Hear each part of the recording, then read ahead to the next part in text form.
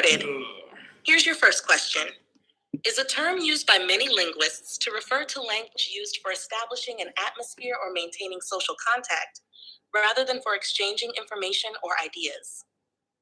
1, polysynthesis, 2, phatic communion, 3, semiology, 4, heterography. You know What's your what? pick? Suck my dick, motherfucker.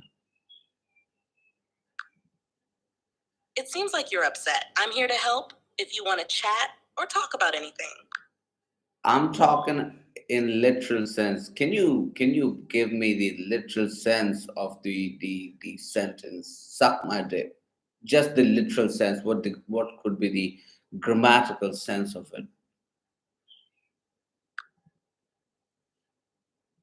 Literally, the phrase would be interpreted as an explicit and offensive statement where someone is telling another person to perform a sexual act. Grammatically, it's a direct imperative sentence using a vulgar expression to convey a command. The subject is implied, you, and suck my dick is the verb phrase, with my dick as the object. It's not intended to be taken literally in most contexts, often used as an insult or expression of anger.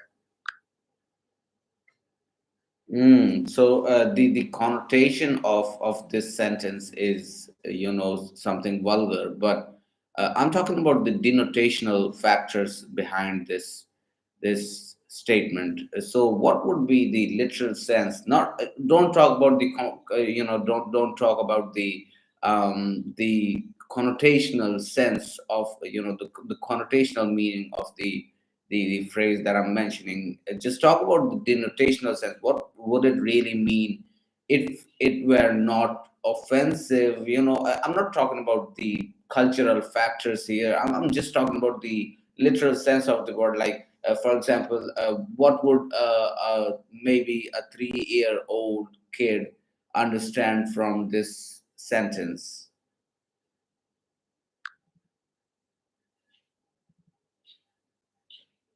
If a 3-year-old were to hear this sentence without any awareness of its cultural or connotational meaning, they might take it quite literally. They would likely understand it as someone telling another person to suck, which is an action, and my dick, which refers to a body part. The child might not grasp the full context, but they could recognize the words as naming an action and a part of the body.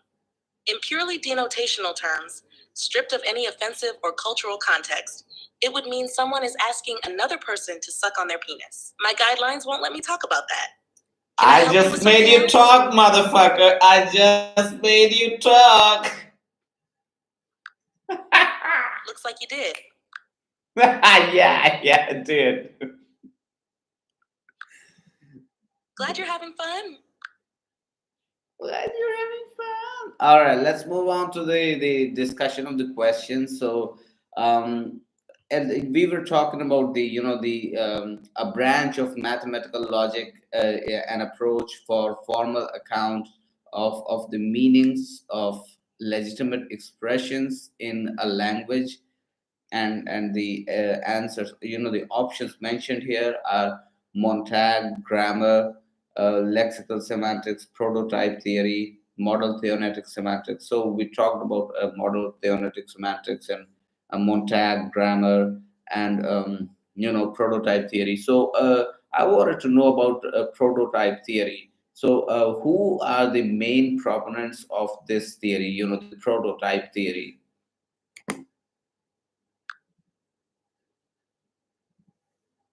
The main proponents of prototype theory are Eleanor Rosch and George Lakoff. Eleanor Rosch developed the idea in the 1970s, focusing on how humans categorize objects and concepts based on typical examples or prototypes, rather than a fixed set of defining features.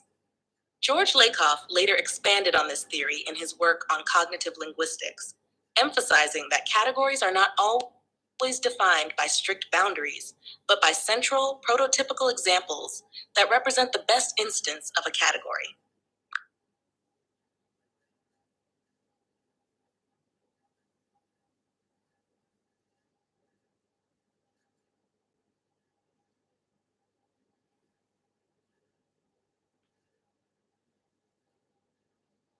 What about the Montag grammar?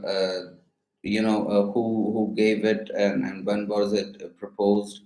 what is it really, in a brief, not a detailed explanation. Montague grammar was developed by Richard Montague in the late 1960s and early 1970s. It's a formal approach to natural language semantics, aiming to describe how the meanings of sentences are derived from the meanings of their parts. Montague's work bridges the gap between natural language and formal logic, treating natural language in a way similar to formal languages used in logic and mathematics.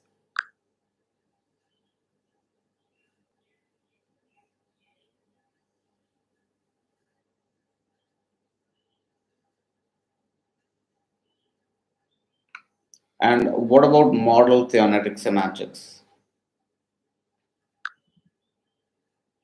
Model theoretic semantics is an approach that uses mathematical structures called models to explain how sentences in a language can be true or false. It was developed by Richard Montague and others as a way to provide a formal framework for understanding meaning in natural language. Essentially, it involves creating a model of the world and then determining how linguistic expressions map onto that model to assess their truth conditions. All right, let's move on to the next question. The following sets, narrow, wide, tall, short, weak, strong, small, large, are grouped as, I believe they are gradable antonyms. The next question is Lakshan denotes Lakshan. Lakshan is basically a feature, right? A characteristic. So it could be denoted by suggested meaning, literal meaning, ambiguity, indication. So it could either be indication or suggested meaning, as I feel. So yeah, it's indication. Now, explain to me what this really means.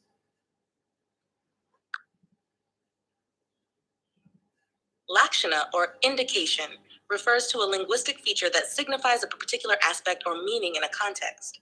It's about the suggested or implied meaning rather than the literal interpretation. In other words, it's used to indicate a nuance or specific meaning beyond the straightforward definition of words or phrases. For example, in literature or rhetoric, it might highlight a deeper or symbolic meaning in a text.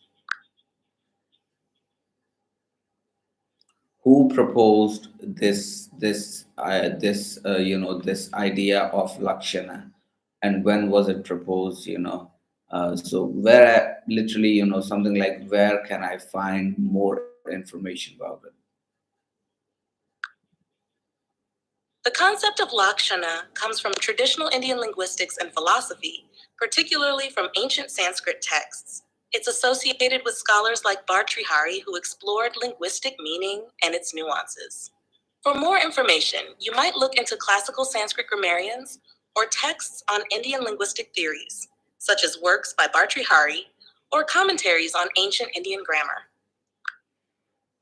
All right, moving on to the next question. The idea of the family tree model of genetic linguistic relationships in historical linguistics has come from geology, biology, genetics, anthropology. Biology is the correct answer. Moving on to the next question. The phenomena of change and diffusion in historical linguistics. Phenomena of change and diffusion in historical linguistics are really similar, share no relationship at all.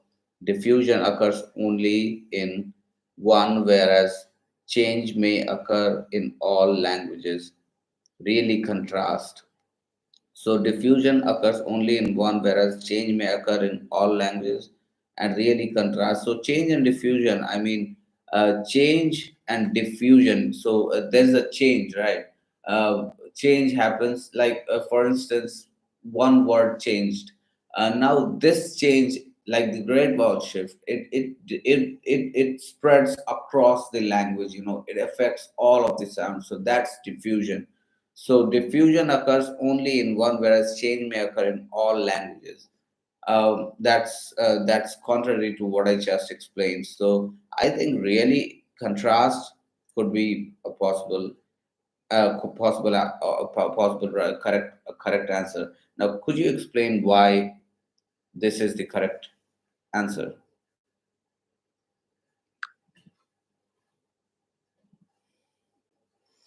Yes, Really, contrast is the correct answer. In historical linguistics, change refers to the internal evolution of a language's structure over time, such as shifts in grammar, phonetics, or vocabulary within a single language. Diffusion, on the other hand, involves the spread of linguistic features from one language to another due to contact between different speech communities. So, while change happens within a language, diffusion involves interactions between languages. This makes the phenomena of change and diffusion quite different or contrasting in their nature. Okay, so diffusion is, you know, it's not a spreading of a change in across one language only. It also talks about the change in, you know, the spread of the change from one language to the other related languages that are interconnected. Now, let's move on to the next question. Old English only two tenses in Old English, present and the past tense. But modern English also has the opposition between simple and progressive forms. Such a change is known as, I don't know, what is it called? Pragmatic, semantic, morphological, syntactic. This is a syntactic change. Moving on to the next question. As case endings disappeared in the Middle English period, so in the Middle English period, case endings disappeared. The various functions of the inflected Old English cases Functions of the old inflected English cases, such as that of indirect object or of adverb, were increasingly taken over by the prepositional phrases with uninflected nouns. Modern English has lost most of its original inflections. Such changes are morphological, right? So I want you to explain what this sentence really means, and also provide me with examples from the relevant period, the Middle English, and what inflections existed that have been deleted from the modern English now.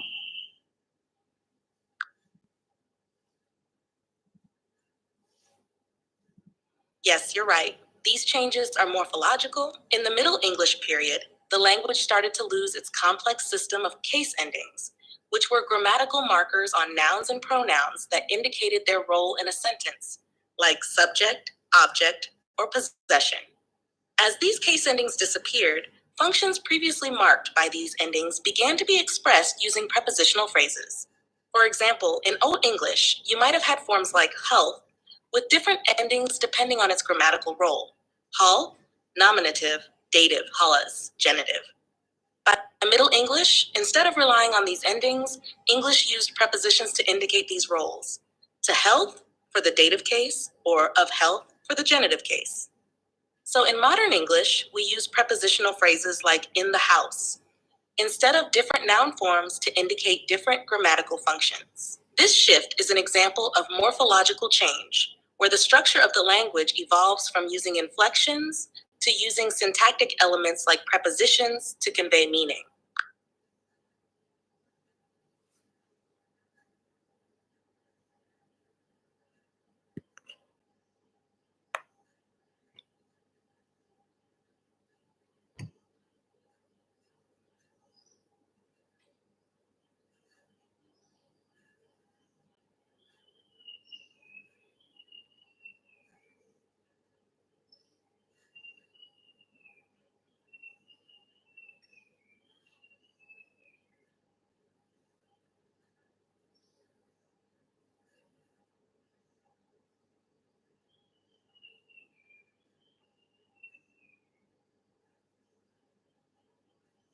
So, for example, in Old English, you might have had forms like hell, as in health. So, this means health, with different endings depending on the grammatical role.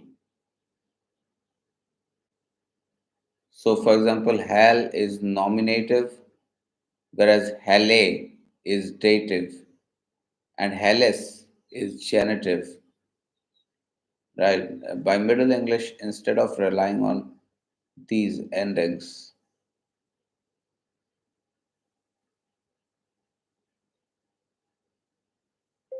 Could you form, real sentences by using those Middle English words that you just discussed? Certainly.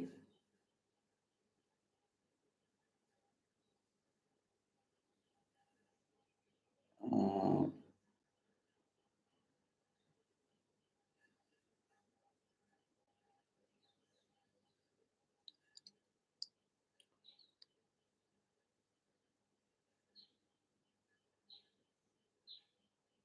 right. So she was in good health. Heo Weiss got heil. Dative case, indirect object.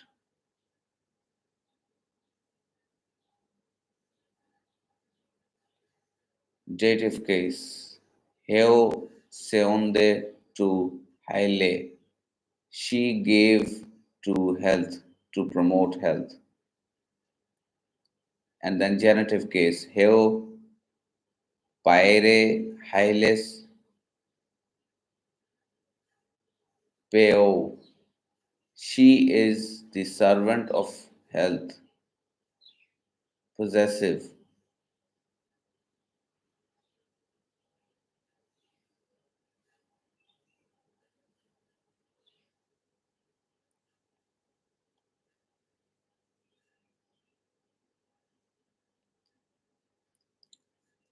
So in Middle English, these would give out true. So this is how the case endings worked in the Middle English.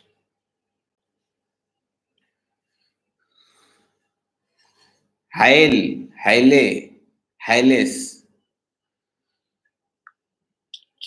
It sounds like you're referring to the Old English word hall or its variations. Highlight or hall Mm. in Old English. As the language evolved, such inflections became less common, leading to simpler forms in modern English. Cool. Let's move on to the next question. So the next question is, hail, haile, hailes. These were morphological changes. Now moving on to the next question, as two assertions. First is in situations of long and rather stable language contact, bilingual speakers tend to make their languages structurally more similar to ease communication and the acquisition of the other languages. Second assertion, unlike the piecemeal borrowing, this mutual convergence of different linguistic systems typically involves languages of similar social status and brings about changes in the languages involved. So the first assertion is it says that in situations of long and rather stable language contact, bilingual speakers tend to make their languages structurally more similar to ease communication and the acquisition of other languages. That is very true. The second assertion says that unlike the piecemeal borrowing, this mutual convergence, unlike the piecemeal borrowing, mutual convergence of different linguistic systems typically involves languages of similar social status and brings about changes in all the languages involved. Now, I want you to. Unlike piecemeal borrowing, which involves adopting specific elements from one language into another, mutual convergence typically involves languages of similar social status coming into contact. This convergence results in systematic changes across all the languages involved, not just isolated borrowings. So I want you to, I want you to explain the second assertion in the context of the first assertion. Sure. The first assertion talks about how, in long term language contact, bilingual speakers tend to make their languages more to ease communication and learning. The second assertion expands on this by noting that such mutual convergence usually happens between languages of similar social status and leads to broader changes in all the languages involved, not just isolated borrowings. Essentially, both assertions highlight that extensive contact leads to significant, widespread changes across languages rather than just adopting.